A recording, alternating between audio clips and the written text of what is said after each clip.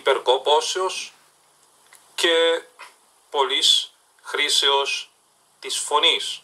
Από το νοσοκομείο όπου εργάζομαι, ύστερον ημέρας ελληνικής τέχνης, μπορούμε να πούμε σχεδόν αυτοσχεδιασμός, και επαναλαμβάνω, εν ώρα 10η μετά μεσημβρίας, γύρω ημέρας εργασίας και ομιλίας. Έχει αυτό τη σημασία του.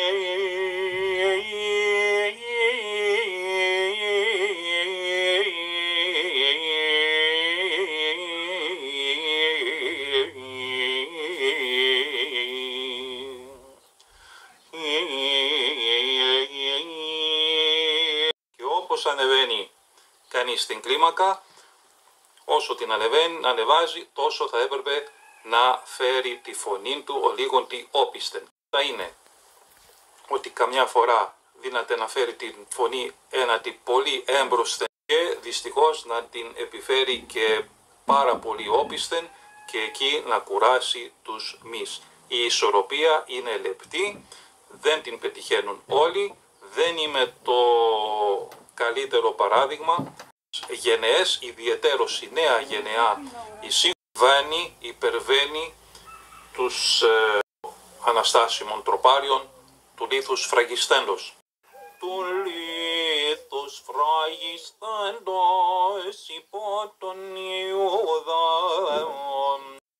του φραγιστέντος υπό των Ιουδαίων και στρατιώτων φυλασσόντων το άχραντον σου σώμα. Ανάστης τρίμερος σωτήρ δωρούμενος στο κόσμο την ζωήν δια σου σώμα. Ανάστης τρίμερος σωτήρ δωρούμενος στο κόσμο την ζωήν δια τούτο εδυνάμεις των ουρανών ευών συζώτα. Δόξα τη Αναστάση σου Χριστέ, δόξα τη βασιλεία σου, δόξα τη οικονομία σου, μόνε φιλάνθρωπε. Συζώτα, δόξα τη Αναστάση σου Χριστέ, δόξα σου, δόξα τη οικονομία σου, μόνε φιλάνθρωπε. Δεν είναι το κομψότερο προς το μάγικο.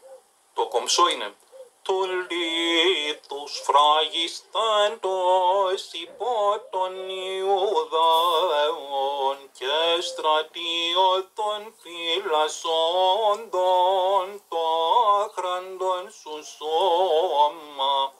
Αυτό είναι το σοβαρό. Εκεί λοιπόν καταλήγω να ένρινο δεν υπάρχει. Ανάστης τρίμερος σωτήρ δωρούμενος στο κόσμο την ζωήν δια τούτο εδυνάμεις των ουρανών ευών συζώδοτα.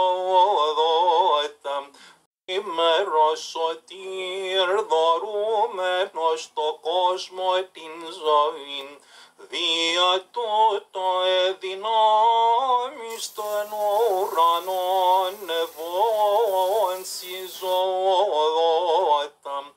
Όλα αυτά αυθορμήτως